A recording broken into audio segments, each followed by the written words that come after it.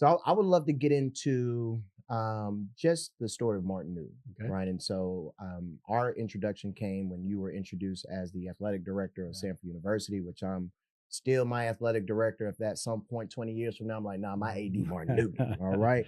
But with that being said, there is exposure that you've been able to witness and experience that I think will be really helpful for our audience to be able to learn and glean from as they raise families, as they lead in their own space. And so, Martin Newton at a young age, tell us about who he was. I know that you have a sports background as well. Yeah. So tell us about just your interest in sports and when did that really start? Yeah, so I was born into to a coach. My dad was a coach. He was a coach at Transylvania University. I guarantee you, your audience got no clue where Transylvania. It's in Lexington, Kentucky. It ain't got nothing to do with Dracula or any of that kind of stuff.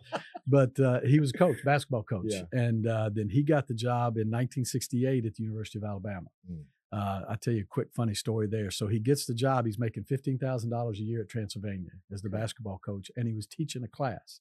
And he gets a job at Alabama. Bear Bryant offered him the job, and he just assumed he's going to be making more money. So we get to Tuscaloosa, and he sees his contract. He's making $3,000 less. Oh, hold on. Making $2,500. He's making $12,500 a year, and he was scared to death of Bear Bryant, so he wasn't going to say anything to Bear Bryant. Hardest conversation he had to have in his life was with my mom, about that he was taking a pay cut to go to Tuscaloosa. But so I grew up with a coach. I mean, in fact, my kids, they all called him Coach. That was his. Wow. He Wow. wasn't grandpa or granddad. He was Right. coach. But Right. but I also grew up with somebody that never pushed anything on any of his children. Got two sisters, never pushed any. We were all completely different. I just being the only son, I gravitated towards sports, man. I mean, Right. I just loved it. I love it. It didn't matter what it was, whether it was basketball, football, baseball. My best sport was football. I should have been like you and played football. Yeah. But, What position? I was quarterback and defensive back. Okay. Yeah. Okay. But that was back okay. in the old days where you ran the triple option because that's Yeah. what Alabama ran. But Athlete. but I just never got pushed towards anything. It was kind of, what do you want to do? And Right. so I was really blessed, man. I mean, Right. he was a great dad. Took me everywhere. We traveled all over the world, Japan, Guatemala, different places doing basketball clinics and stuff. Mhm. So I just grew up with it. Sports is just kind of in my DNA.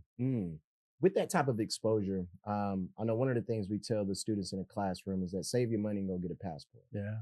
How did that global exposure shift some of your thinking at a young age? It just exposes you to things. We all live in. You go to a small school. Yep. You're gonna have about 5 really good friends. Right. You go to a big school. You're gonna have about 5 really good friends. You go Right. to a small church, a big. But what it does is it gets you out of that small sphere that you're in, and it lets you see things that you go, wow, I had no idea that this is how other people do things, or this is how people interact, or I mean, different cultures. Being around all the different cultures. I mean, you kind of think, again, you're a product of your environment. Right.